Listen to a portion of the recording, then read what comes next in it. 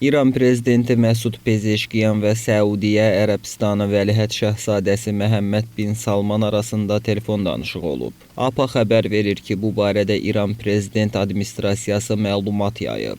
Məlumata görə görüş zamanı ABŞ-nin təhdidləri, bölgədə təhlükəsizlik və ikitərəfli münasibətlər müzakirə olunub. Pezeşkiyan ölkə daxilində bəzi qrupların İranın sabitliyinə zərər verdiyini, minlərlə sivilin həyatını itirdiyini və dövlət infrastruktura, bazarlara və ibadət yerlərinə ciddi ziyan vurulduğunu bildirib.